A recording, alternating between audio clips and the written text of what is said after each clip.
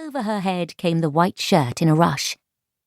Reddish-blonde curls, having escaped her plait during her brisk ride, flew forward, sticking to her cheeks. Petra pushed them away irritably.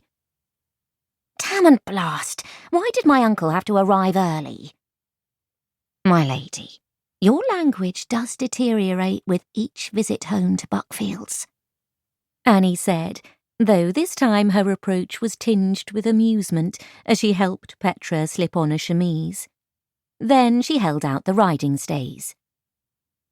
Though quite an adult at 24, Petra allowed herself the childish act of pulling a face at the garment. Despite its lovely primrose pink sateen and a higher cut at the hips, allowing for more comfort while riding side-saddle, the boning still made her chemise bunch uncomfortably, leaving red marks on her skin. If only stays and all like it would deteriorate at the same rate as my language, we women would rejoice. Yet Petra slid her arms through, then allowed Annie to lace it tight. A high-collared shirt of cambric was added, then a petticoat, before Petra was finally donning the riding skirt and jacket, both constructed from a merino wool that was suitable for the still cool spring weather. As with all her daytime dresses, discreet pockets were sewn into the skirt, rather than relying on those separate pockets attached to strings and tied about her waist under her dress. Though her modiste continued to be remonstrative of these requests, Lady Petra would not be swayed. Pockets were simply a necessity.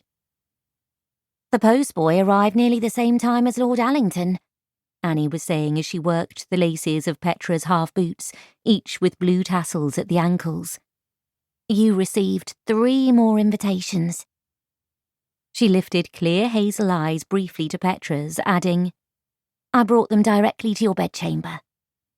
"Away from the prying eyes of my uncle and his like-minded valet," Petra said approvingly.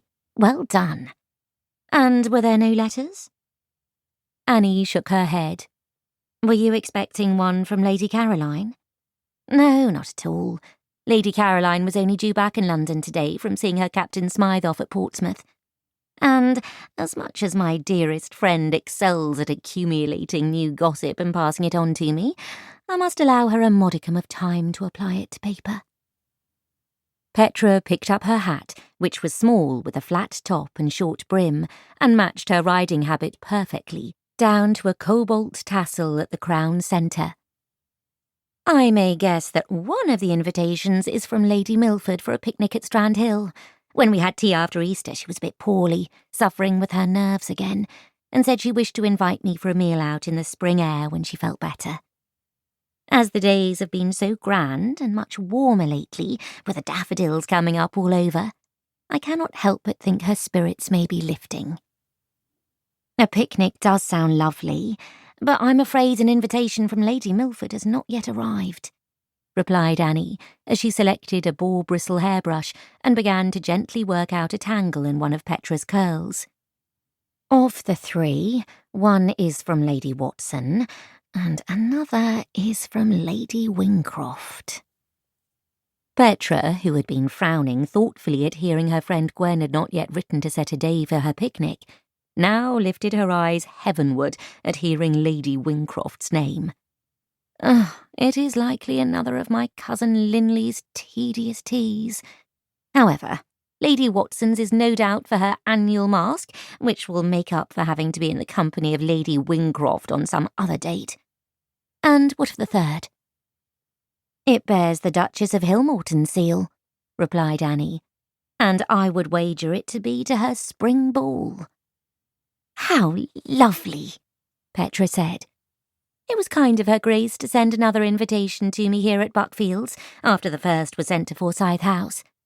And, if I recall from Lady Caroline's last letter, the ball is to take place this week, on Thursday, I believe.